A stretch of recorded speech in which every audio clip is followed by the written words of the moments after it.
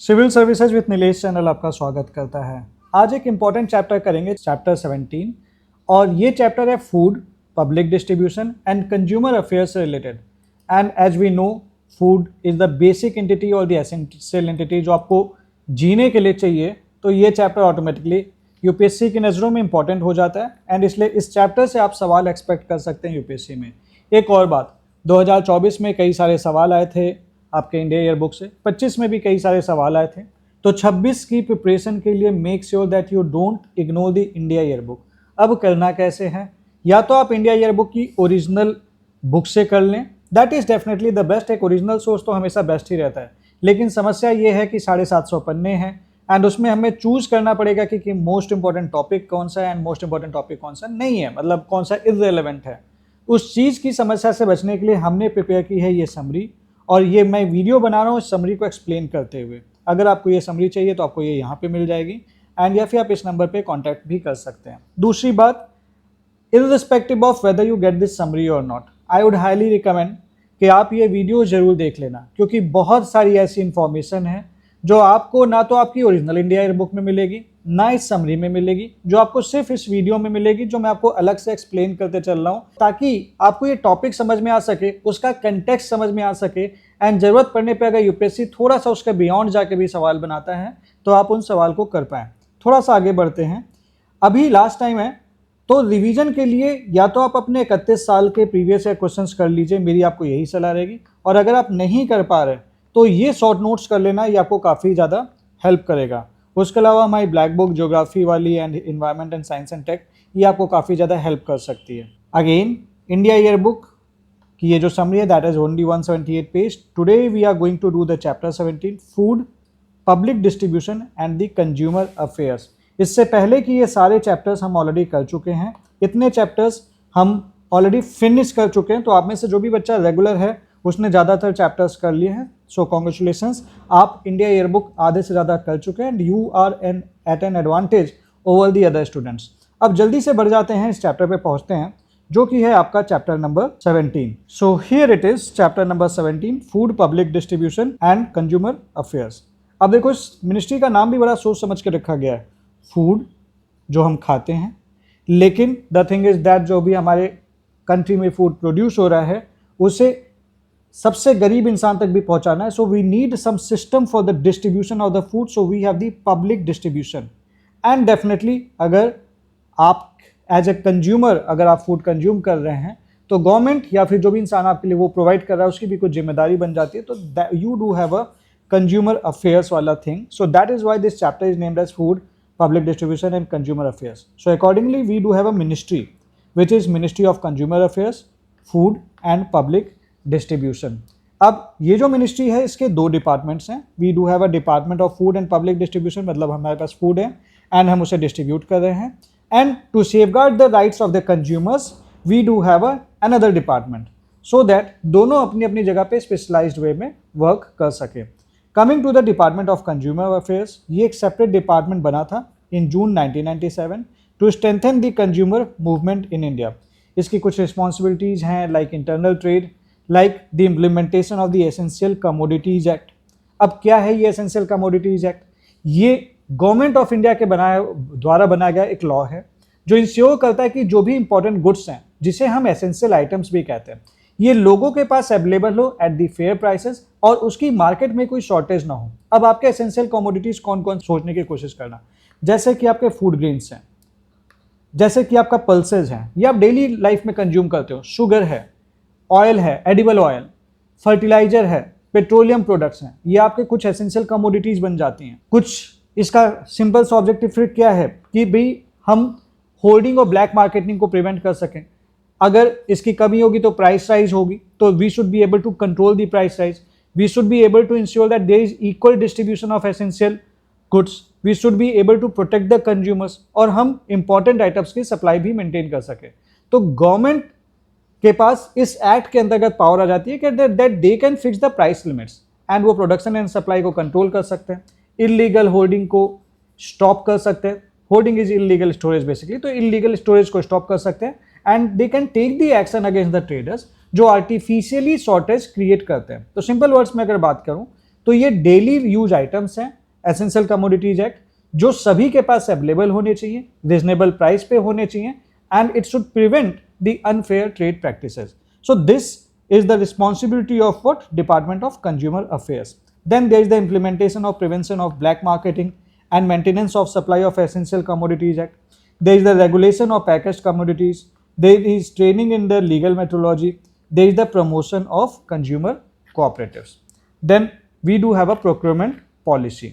Now government policy of procurement of food grains, इसका purpose simple सा है कि हमें मिनिमम सपोर्ट प्राइस फार्मर्स के लिए प्रोवाइड करना है, एंड हमें इंश्योर करना है that there is the availability of food grains to the weaker sections free of cost under Pradhan Mantri Garib Kalyan Anna योजना. क्या है ये प्रधानमंत्री गरीब कल्याण अन्न योजना? देखो यार, ये गवर्नमेंट ऑफ इंडिया की स्कीम है जहाँ पे आप फ्री फूड ग्रेन्स प्रोवाइड करते हैं गरीब जनता को, ताकि आप इंश्योर कर सके कि फूड सिक्योरिटी बनी रहे. और स्पेशली ये गवर्नमेंट ने स्टार्ट किया था ड्यूरिंग द कोविड-19 पैंडेमिक. तो इस स्कीम के अंतर्गत जो आपकी जो भी बेनिफिशरीज हैं जो एलिजिबल हैं, they receive the free ration through the public distribution system. This ensure the effective market intervention to control the prices and strengthen overall food security of the country. Food corporation of India ये nodal agency है government of India की. किस चीज के लिए? Procurement के लिए. Then procurement of wheat and paddy is carried out under the price support system, price support scheme, which is implemented by Food Corporation of India and state government agencies. Then you have the core cereals, they are procured by the state government for the central pool as per the directions of Government of India. Then you have the minimum support price. So what is the minimum support price? अच्छा, एक बात यहाँ पे मैं आपको और बता दूँ, जो भी मैं आपको इंपॉर्टेंट इन्फॉर्मेशन जो एक्स्ट्रा इन्फॉर्मेशन देते चल रहा हूँ, मेक श्योर कि लेट से कि अगर आपको उसके बारे में किसी के में नहीं पता है तो छोटे छोटे नोट्स बनाते चलना आपको काफ़ी हेल्प करेगा. So minimum support price is the fixed minimum price that is decided by the government of India, जिसपे फार्मर्स अपने क्रॉप्स को सेल कर सकते हैं. सो अगर मार्केट प्राइस कम हो गया तो गवर्नमेंट क्रॉप्स को एमएसपी पे बाई कर लेती है ताकि फार्मर्स को कोई लॉस ना हो. So there is procurement under the price support system which ensures remunerative prices to farmers and this encourages the higher agricultural production. अब हर एक राबी और खारिफ क्रॉप के सोइंग सीजन से पहले गवर्नमेंट ऑफ इंडिया पहले ही मिनिमम सपोर्ट प्राइस डिक्लेयर कर देती है. तो आप पहली बात तो डिसीजन ले पाओगे कि कौन सी क्रॉप उगानी है, कौन सी नहीं उगानी है. आप ये भी इंश्योर रहोगे कि लेट से कि अगर आपका नहीं बिकता है तो आप कहाँ बेचोगे, क्योंकि क्या होता है पहले नहीं बिकता, आपको पैसा चाहिए, तो आप क्या करते पहले you will go for distress cell. Distress cell में क्या होगा कि आप उसको बहुत सस्ते में बेच दोगे. अभी आपको टेंशन नहीं है, आपको पता है कि गवर्नमेंट इतना पैसा तो देगी ही. लेट्स से गवर्नमेंट ने बोला भैया तुम चावल उगा लो, हम तुम्हें 30 रुपए पर केजी देंगे, तो आपको इतना पता है कि आपको 30 रुपए तो मिलेगा ही मिलेगा. इसके अलावा अगर आपको एक बेटर बायर मिल गया तो आप उससे ज़्यादा पैसे ले लोगे, नहीं तो इतना तो इंश्योर हो गया कि भैया मेरे को 30 रुपये मिलने वाला है. तो आप डिस्ट्रेस सेल में नहीं जाओगे, टेंशन फ्री रहोगे कि भैया हम अगर एग्रीकल्चर को एज एन प्रोफेशन हमने अपनाया है और हम क्रॉप उगा रहे हैं तो हम बेच सकते हैं. So minimum support price is based upon the recommendation of Commission of Agriculture Cost and Prices. Now this is the previous question, PYQ है ये, इस पे सीधे सीधे आया था कि मिनिमम सपोर्ट प्राइस किसकी रिकमेंडेशन पे बेस्ड होता है. तो this is the commission for agriculture cost and prices. उस साल जब आया था बहुत सारे बच्चे कंफ्यूज थे, that came from the India year book only. So while recommending the minimum support price, the Commission for Agriculture Price Cost and Prices, this consider the cost of agriculture inputs, reasonable profit margin for the farmers. And then you have the procurement process. So Food Corporation of India and the state agencies, they establish the purchase centers in consultation with the state government. So they purchase centers, they are established in mandi में बना रखते हैं, and important procurement locations. Now number and location of centers ये decide की जाती है state government के द्वारा, ताकि इंश्योर किया जा सके कि हमारा जो MSP कॉर्पोरेशन है उसको एक मैक्सिमम कवरेज हम दे सकें. Then food grain meetings होती है of the government of India, quality specifications are purchased at minimum support price. Farmers, they are free to sell produce to the traders or millers if they receive the better prices, and there is the presence of government agencies which prevents distress sale of wheat price and coarse grains. Then you have the private entrepreneur guarantee scheme. Private entrepreneur guarantee scheme, इसका purpose है to increase the covered storage capacity in the country. This was launched in 2008 under the public private partnership mode. इस scheme में selected private partners they bear the cost of land and the construction of godowns. Food Corporation of India guarantee करता है कि that there is the 10-year storage usage to private investors, 9-year storage usage to Central Warehouse Corporation and State Warehousing Corporation. So basically अगर आप इसके बारे में और थोड़ा सा समझेंगे तो ये बेसिकली गवर्नमेंट ऑफ इंडिया की जो स्कीम है इसका पर्पस सिंपल है सर कि हमें स्टोरेज कैपेसिटी फूड ग्रेन्स के लिए जैसे कि व्हीट हो गया, राइस हो गया, उसके लिए बढ़ाना है। तो इस स्कीम में गवर्नमेंट क्या कर रही है, अभी हमने क्या पढ़ा कि गवर्नमेंट इंकरेज कर रही है कि प्राइवेट कंपनी जो एंटरप्रेन्योर्स उसको कि आप वेयर हाउस और स्टोरेज गोडाउन्स बनाइए, और गवर्नमेंट गारंटी करती है कि ये स्टोरेज स्पेसेस जो हैं इसका यूज होगा, हम उसके लिए जिम्मेदार हैं। तो आपको टेंशन लेने की बात नहीं है, क्योंकि जब आप प्रोडक्ट बना लेते हो ना तो प्रोडक्ट बनाने के बाद सबसे बड़ी टेंशन किस चीज की रहती है कि उसमें बेचेंगे कैसे, उससे हम रेवेन्यू कैसे जनरेट करेंगे। तो गवर्नमेंट इनडायरेक्टली इनको इंश्योर करती है कि भैया हम हैं, तुम बनाओ। देन यू हैव दी अन्न चक्र।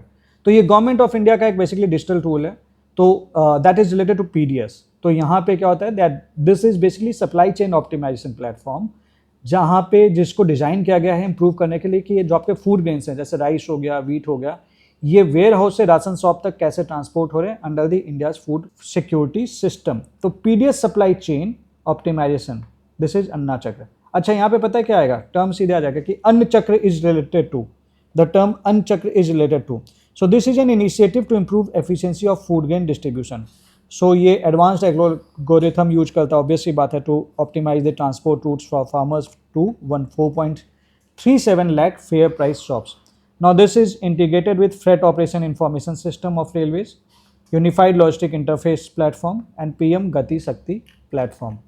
उसके बाद आ जाते हैं, अब इसमें देख लो ये यूनिफाइड लॉजिस्टिक इंटरफेस प्लेटफॉर्म, ये आपको आई होप पता ही होगा। बेसिकली यहाँ पे देखो क्या होता है ना, जो आपका लॉजिस्टिक डेटा है अलग अलग देखोगे तो आप इन्फॉर्मेशन को एक तरीके साथ नहीं देख पाओगे। So you won't be able to integrate the information. ये इंटीग्रेट कर देता है, रोड ट्रांसपोर्ट हो, चाहे रेलवे हो, चाहे शिपिंग हो, एविएशन हो, ये सारा एक जगह पे डेटा देगा रियल टाइम में। तो इससे क्या होगा, जो डिलेज हैं वो कम हो जाएंगे, तो टाइम पे चीज़ें हो पाएंगी।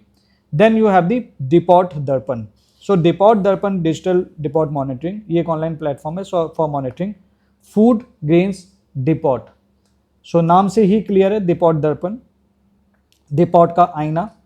सो this enables depot to assess and improve infrastructure and operations. Then you have e Kisan Upaj निधि, ई कुन। क्वेश्चन आ जाएगा ई कुन क्या है। तो ये बेसिकली एक डिजिटल सिस्टम है जो फार्मर को हेल्प करता है that they can go get the loan by using their storage crops as the security. तो आपकी जो स्टोरेज क्रॉप्स है उसको एज ए कोलैटरल यूज करते हैं। तो बेसिकली क्या करते हैं, जैसे फार्मर का जो भी उनकी क्रॉप्स है जो उन्होंने हार्वेस्ट कर रखा है वो वेयर हाउसेज में रखेंगे, और उसके बाद बैंक के पास जाएंगे, बोलेंगे भैया हमारा माल यहाँ पे रखा है, बैंक से बोलेंगे हमको लोन दो। अब उनको क्रॉप नहीं बेचनी पड़ेगी, लेकिन उसके क्रॉप के अगेंस्ट में उनको लोन मिल जाएगा कि वो अपना दूसरा काम कर सकते हैं। सो this is a digital gateway launched on 4 मार्च 2024। तो स्कीम बहुत पुरानी नहीं है, तो सवाल पूछ सकता है। और पता है क्या पूछता है, सी द टर्म ई-कुन often seen in news is related to. So this was launched by warehouse development regulatory authority.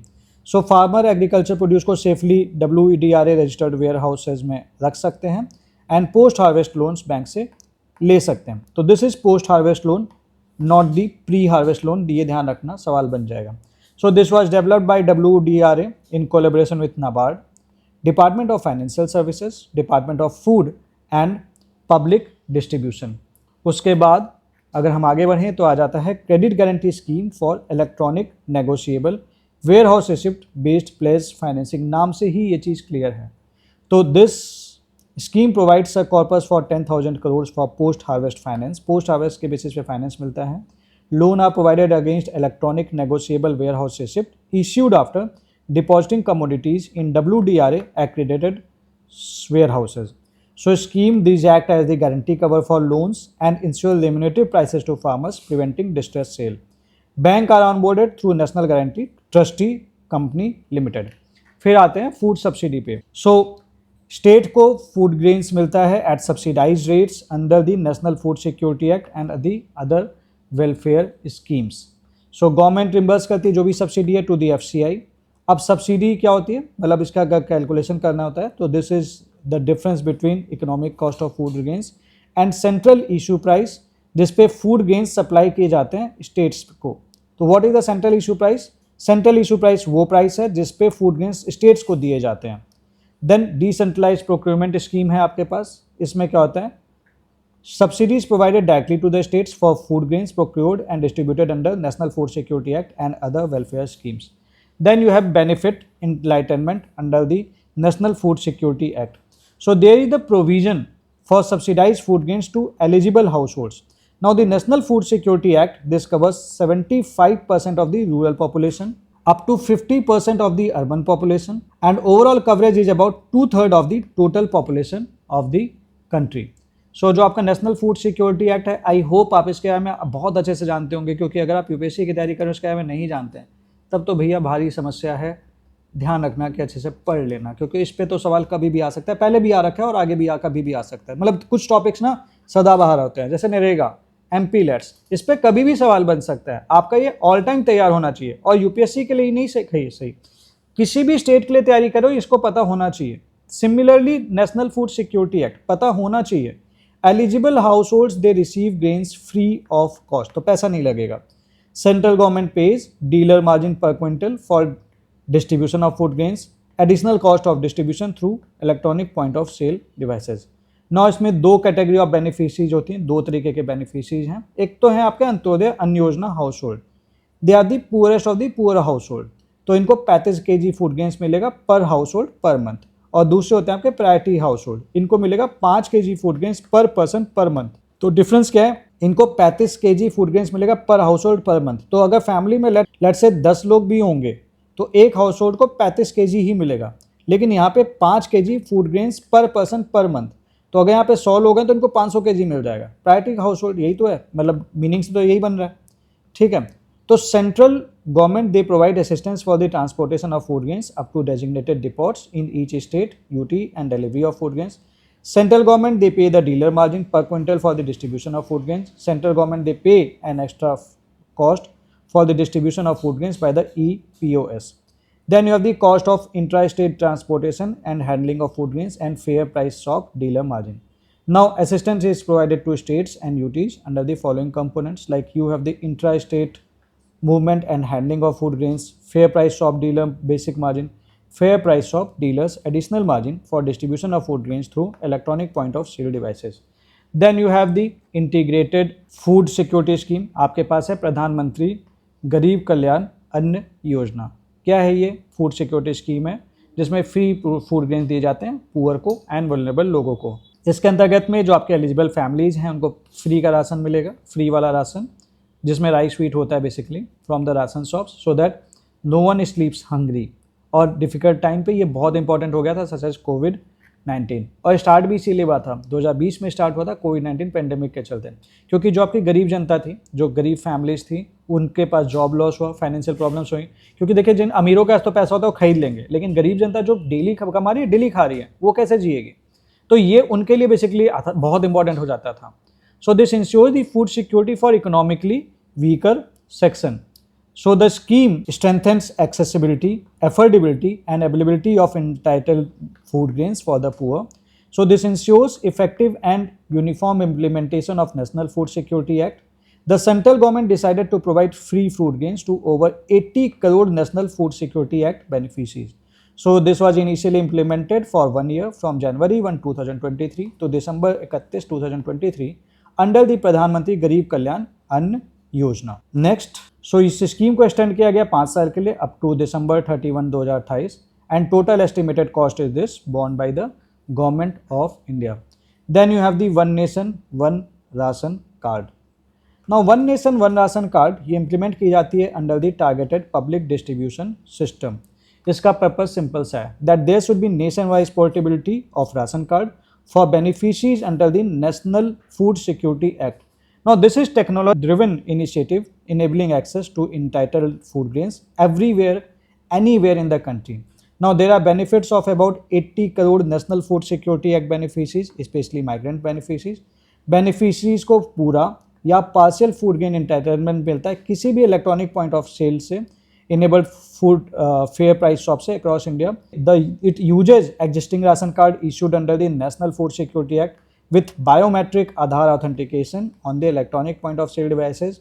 Family members they remain at home, they can claim the balance entitlement on the same ration card. फिर आता है आपका मेरा ration app. So department of food and public distribution under the ministry of consumer affairs, this has developed a mobile application मेरा ration. तो इस department ने मेरा राशन वाला ऐप डेवलप किया है so that this can facilitate various ONORC related services among this beneficiaries, particularly migrant beneficiaries, FPS dealers and other relevant stakeholders। फिर आता है आपका अन्न वितरण और अन्न मित्र ऐप। तो अन्न वितरण, अन्न का डिस्ट्रीब्यूशन, अन्न का दोस्त वाला ऐप। सो ये एक मोबाइल एप्लीकेशन है जो सपोर्ट करता है पब्लिक डिस्ट्रीब्यूशन सिस्टम, वितरण डिस्ट्रीब्यूशन मित्र है इसीलिए ये, और ये प्रोवाइड करता है access to the critical operation data through the secure platform. Then उसके बाद अन्य की सहायता के लिए, यानी कि आप अगर कभी गुस्सा हो गए, यानी कि कोई समस्या हुई, then there should be a grievance redressal. So this was launched under the Pradhan Mantri Garib Kalyan Anna Yojana. This functions as the grievance redressal mechanism for beneficiaries of targeted public distribution system under the national food security act. Grievance आप register कर सकते हैं WhatsApp पे, interactive voice response system पे भी। Then you have the smart PDS. Smart PDS, this is technologically driven, centrally sponsored scheme implemented from April 2023 to the March 2026. Objective simple है that you have to introduce the reforms in functioning of public distribution system. Then coming next, to strengthen the national portability under the One Nation, One Ration card, and to implement end-to-end computerization in all states and UTs. So this integrates the technology with Food Corporation of India, Central Warehousing Corporation, Ministry of Education, UDI, and ये enable करता है data driven decision making. This covers both National Food Security Act and the scheme state schemes. Then you have the Pradhan Mantri Poshan Shakti Nirman scheme, PM Poshan. So this is implemented by the Department of School Education and Literacy under the Ministry of Education. सो ये students को cover करता है of the pre school और Bal Vatika, primary classes and upper primary classes. Now this is applicable to the government aided schools and the schools run by local bodies. So there is the department of food and public distribution. This makes the consolidated allocation of food grains to department of school education and literacy. Now allocation rates are 3 rupees per kg for rice, 2 rupees per kg for wheat and 1 rupees per kg for coarse grains. Then you have the state-wise sub-allocation. This is done by Department of School Education and Literacy. Then you have the wheat-based nutrition program. Now, wheat-based nutrition program, this is implemented by the Ministry of Women and Child Development. They provide nutritious and energy food to children aged 0 to 6 years, pregnant women and lactating women. Food grains are utilized under the umbrella scheme like ICDS. Department of food and public distribution ये food grains allocate करता है to the ministry of women and child development. Allocation rates are this. There is the state wide sub allocation, this is done by the ministry of women and child development. Then you have the scheme for adolescent girls. This was launched on November 19, 2010। इन दोनों schemes को मर्ज करके letter इसका rename किया गया as the scheme for adolescent girls. Target beneficiaries हैं आपके इसके जो एडोलेसेंट गर्ल्स हैं जो 14 से 18 साल की हैं, and this covers all the districts of northeastern regions and aspirational district of other states. Then आपका department of food and public distribution ये फूड ग्रेन्स को एलोकेट करता है to the ministry of women and child development. तो आप एक चीज़ notice करना, फूड ग्रेन्स एलोकेट अलग अलग मिनिस्ट्रीज को भी यही वाला डिपार्टमेंट कर रहा है, तो ये इंपॉर्टेंट हो जाता है। ये इसके एलोकेशन रेट्स हैं। देन अन्नपूर्णा स्कीम पे आ जाते हैं। अन्नपूर्णा स्कीम ये इंप्लीमेंट की जाती है मिनिस्ट्री ऑफ रूरल डेवलपमेंट। तो ये अब अलग अलग स्कीम आ रही है, तो कौन कौन इंप्लीमेंट कर रहा है ये आपको ध्यान रहना चाहिए। और इनको फूड कौन एलोकेट कर रहा है? Department of food and public distribution. तो beneficiaries indigent senior citizens who age is 65 years और अबव एंड जिनको ओल्ड एज पेंशन नहीं मिल रही है। देन द इंटाइटलमेंट क्या है कि भाई 10 kg ऑफ फूड ग्रेन्स मिलेगा per person per month free of cost. Then there is department of food and public distribution which allocates food grain to ministry of rural development. कोई allocation last के 4 साल में नहीं किया गया है because there is the absence of demand for ministry of rural development. ये थोड़ा सा क्वेश्चनेबल है कि क्या किसी के लिए भी जरूरत नहीं पड़ी, तो ये थोड़ा सा देखने की ज़रूरत है। Seriously there is the important thing that should be looked into कि why there is no demand from the ministry of rural development. In fact मैं आप लोग को यहाँ पे एक सलाह दूंगा, क्या देखो आप लोग अलग अलग लोग हो and I know many of you will be getting selected. कल की डेट में आप ही एडमिनिस्ट्रेशन देखोगे, कभी भी जब भी आप काम करना, इस हिसाब से काम करना कि यार गरीब जनता का जरूर भला हो सके, हमारे जो एजेड लोग हैं उनका भला हो सके, महिलाओं का भला हो सके, because it is in your hands. अभी देखो हम कमियां तो बता देते हैं, लेकिन जब हमें काम करने का मौका मिलता है ना, तो हम लोग काम नहीं करते, हम भी उस कमी का पार्ट बन जाते हैं, हम खुद स्कार्सिटी प्रोड्यूस करने लगते हैं। So I would strongly recommend, do something good, whatever you are learning somehow. जिस चीज़ को आप ब्लेम करे थे, अगर आप ही उसी ब्लेम पार्टी का पार्ट बन गए तो फिर क्या ही फायदा आपके सिलेक्शन का। सो अपने सिलेक्शन को थोड़ा सा मीनिंगफुल बनाना और इंश्योर करना कि आप गरीब जनता की भी हेल्प कर सको। Then you have the open market sale scheme.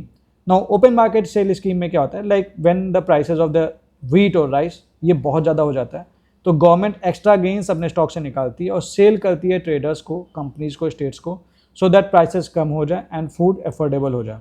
This is implemented by the food corporation of India under the instruction of the government. Purpose, this sale it sell excess stocks of wheat and rice from the central pool. This to moderate the market prices. Now food grains are sold at predetermined prices in the open market. Then you have the coarse grain or the millet allocation guidelines. So states are allowed to procure the coarse grains from the farmers at minimum support price. This includes jawar, bajra, maize and ragi.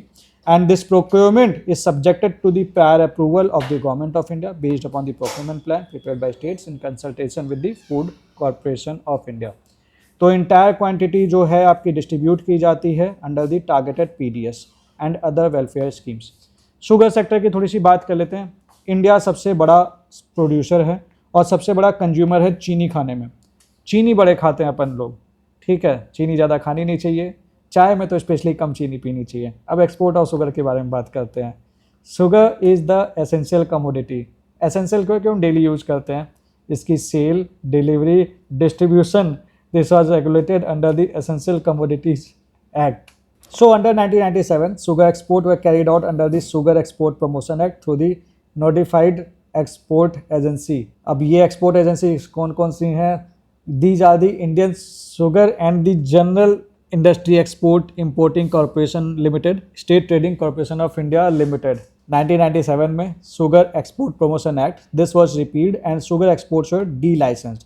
D licensing के बाद exports were carried out through agriculture and food products export development authority. And फिर बात कर लेते हैं distribution of sugar to Antyodaya Anna Yojana family scheme.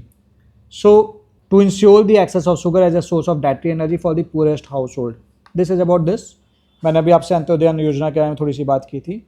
So 1 kg sugar मिलेगा अंत्योदय अन्न योजना वाली फैमिलीज़ को हर महीने, तो चीनी जरूर मिलेगी। Then you have the ethanol blending with petrol program. तो इथेनॉल देखो एक एग्रो बेस्ड प्रोडक्ट है that is for blending with petrol as fuel and for the industrial purpose. ये प्रोड्यूस किया जाता है शुगर केन जूस से, मोलासेस से, स्टार्ची फूड ग्रेन से। सरप्लस शुगर प्रोडक्शन होगा तो शुगर मिल से बोला जाता है कि भैया जितना डाइटरी एक्सेस शुगर केन है इसको इथेनॉल के प्रोडक्शन में लगा दो। ऑब्जेक्टिव सिंपल सा है कि हम टाइमली पेमेंट करेंगे फार्मर्स को और एक्सेस शुगर प्रोडक्शन को भी कंट्रोल कर सकेंगे, क्योंकि बिकेगा नहीं, रेट कम हो जाएगा। तो ethanol supply to oil marketing companies जो है, इसके बारे में ये थोड़ा सा डेटा दिया हुआ है। लाइक 2013-14 में 38 crore litre was supplied, 1.53% was blending किया गया। फिर उसके बाद बढ़ गया 23-24 में 14.60% हुआ, अभी 19.13 था इन 2024-25।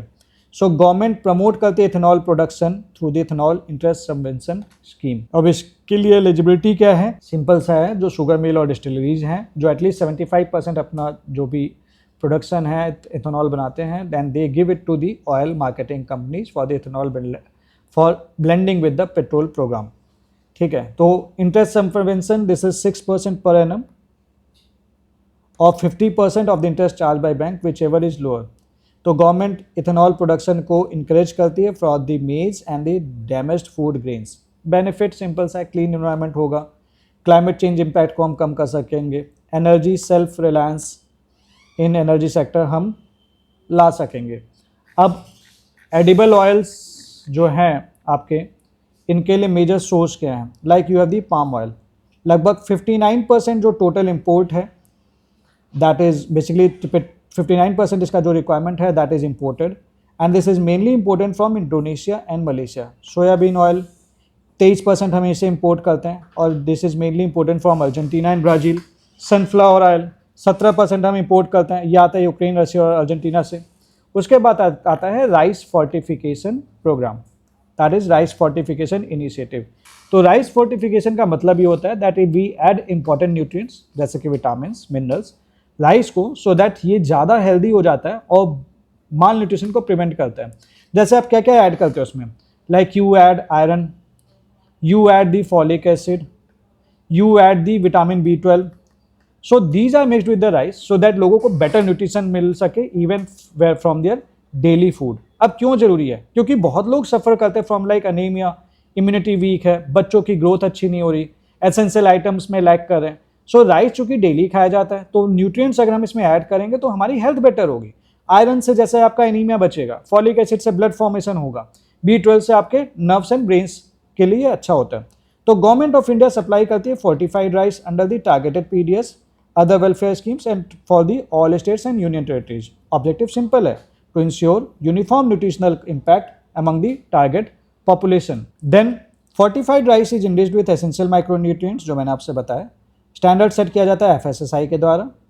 पायलट प्रोजेक्ट स्टार्ट होता है 2019 में। मार्च 2024 में 100% has been lifting has been achieved. So custom milled rice is replaced with the fortified rice in all government schemes. At least government schemes वाला जो आपको rice मिल रहा होगा, that will be the fortified rice. So there is the supply of fortified rice that is approved through प्रधान मंत्री गरीब कल्याण अन्न योजना other welfare schemes. दिसंबर 2028 तक इसे अलाउ किया गया है। अब फेयर प्राइस शॉप के ट्रांसफॉर्मेशन की बात कर लेते हैं। फेयर प्राइस शॉप क्या होती हैं? ये गवर्नमेंट अप्रूव्ड शॉप्स हैं यार, राशन वाली दुकान आप बोलते हैं इसे, जहाँ पे एलिजिबल लोग जाते हैं और चावल, गेहूँ, शुगर एटसेट्रा खरीदते हैं सस्ते दाम में। That is the ration shop, that is the fair price shop. तो this is the government initiative, there is the government initiative to improve viability and profitability of the fair price shop. They are allowed to sell the non-targeted PDS commodities to improve their income. तो example of non-National Food Security Act, यहाँ पे अब आपको ये भी मिलेगा, but they are not the part of National Food Security Act. But ration की दुकानों पे सॉल्ट मिल गए, मसाले हो गए, टी हो गया, पल्सेज हो गए, सोप्स, ये सब भी मिलेंगे। देन प्राइस मॉनिटरिंग की बात कर लेते हैं। So there is the department of consumer affairs, जो कि मॉनिटर करता है और रेगुलेट करता है food prices along with the department of food and the public distribution. तो प्राइस को ये मॉनिटर करता है। फिर प्राइस स्टेबलाइजेशन फंड के बारे में बात कर लेते हैं।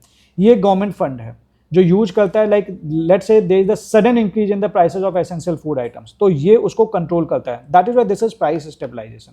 सिंपल वर्ड्स में बात करें, जब प्राइस इंपॉर्टेंट फूड आइटम्स का बहुत ज़्यादा बढ़ने लगता है तो गवर्नमेंट प्राइस स्टेबलाइजेशन फंड को यूज करती है और खरीदती है एंड सप्लाई करते हैं इस आइटम को मार्केट में, सो दैट प्राइसेस कम आ जाएं एंड लोग उसे अफोर्ड कर सकें। सो स्कार्सिटी नहीं क्रिएट होने देती।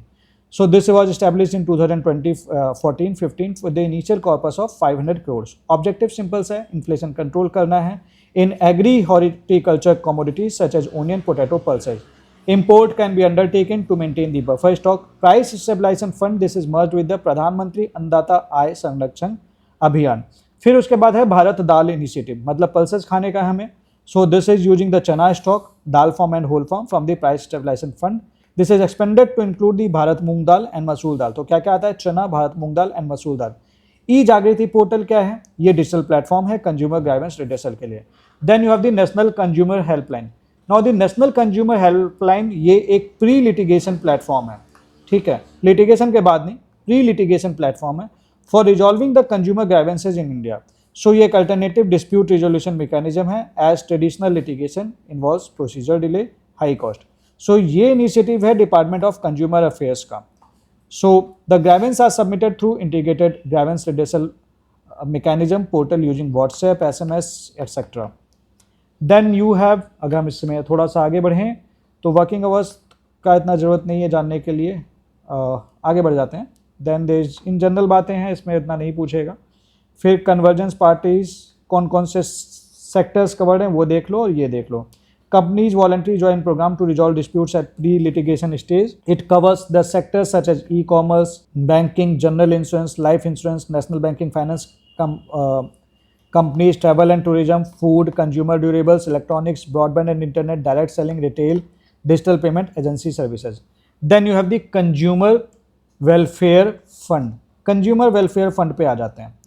तो कंज्यूमर वेलफेयर फंड, देखो बहुत सारे कंज्यूमर्स को अपने राइट्स तो पता नहीं होते, तो उनको चीटिंग हो जाती है, उनके साथ ओवर प्राइसिंग में बेच दिया गया, खराब क्वालिटी का प्रोडक्ट दे दिया गया, तो they need the help to file the complaints. Consumer welfare fund उनको हेल्प करता है and it improves the consumer protection system. तो ये गवर्नमेंट फंड है जो प्रोटेक्ट करता है कंज्यूमर राइट्स को और कंज्यूमर अवेयरनेस बढ़ाता है। तो this is the consumer welfare fund, 1992 में नोटिफाई हुआ था and under the central GST act consumer welfare fund was established under section 57। तो ये आपको पता होना चाहिए। देन ऑब्जेक्टिव सिंपल सा है, to provide the financial assistance for protection and promotion of consumer welfare and to strengthen the consumer movement. जो भी फंड्स हैं for the seed money, centre 75%, 25% state, central 90%, 10% state based on special category state and UT. Then you have the bureau of Indian standards. Bureau of Indian standards ये India की एक national organisation है जो quality standards को set करती है for products and services to ensure कि वो सेफ हैं एंड रिलायबल हैं। तो सिंपल टर्म्स में देखा जाए तो ये चेक करती है कि products like electric items, cement, packaged water, helmets, whether they are of good quality और नॉट, और whether they are safe to use और नॉट। सो ये इसका काम है। That is why this is bureau of Indian standards. तो this was established on this gave statutory. तो ये एक स्टैट्यूटरी ऑर्गेनाइजेशन है, मतलब किसी एक्ट से बनी है, पार्लियामेंट बनाने वाला है इसे घुमा फिरा के, मुद्दे की बात ये है। So Bureau of Indian Standard, this established BIS as the national standards body of India. Government empowered to mandate certification of goods, process, system, services. Then you have the Pradhan Mantri Kisan Sampada Yojana. So Pradhan Mantri Kisan Sampada Yojana ये again government की एक scheme है जो help करती है to improve the food processing and storage facilities so that farmers जो wastage उसे कम कर सकें और अपनी इनकम को बेटर कर सकें। तो सिंपल टर्म्स में एक बोला जाए तो ये जैसे फूड प्रोसेसिंग यूनिट्स को बनाता है, कोल्ड स्टोरेज को बनाता है, सप्लाई चेन को बनाता है, सो दैट जो आपके फार्म प्रोडक्ट्स हैं जैसे कि आपके फ्रूट हो गए, वेजिटेबल्स हो गए, ग्रेन्स हो गए, जो अदरवाइज खराब हो जाते हैं अब नहीं होंगे क्योंकि आपके पास कोल्ड स्टोरेज है, ताकि ये खराब ना हो पाए और उससे बेटर प्राइसेस पे सेल किया जा सके। माल बचेगा तभी तो बेचोगे, सीधा सा। तो सेंट्रल सेक्टर अम्ब्रेला स्कीम है, वो 6,000 करोड़ के एलोकेशन के साथ स्टार्ट हुई थी इन 2016 to 20। This was extended to 2020-21. Objective to create the modern infrastructure for efficient farm to retail supply chain management.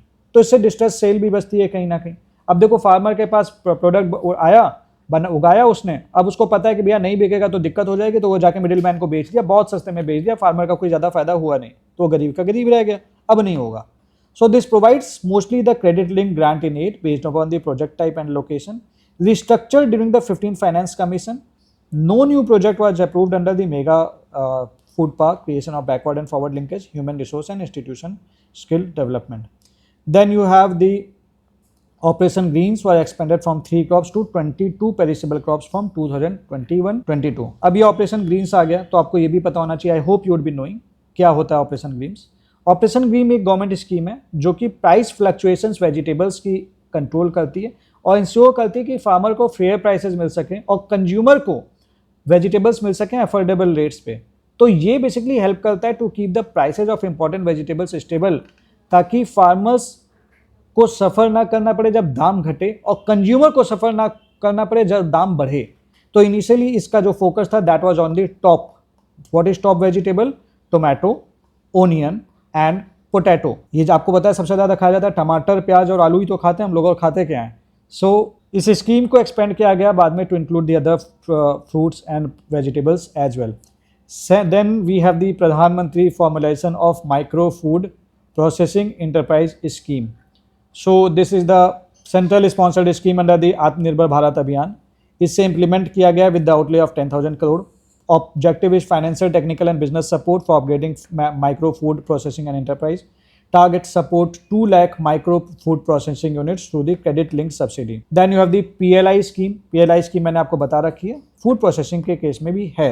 आपको ये पता होना चाहिए PLI स्कीम किसके किसके लिए है वैसे तो, ठीक है। So total outlay 10,900 crore.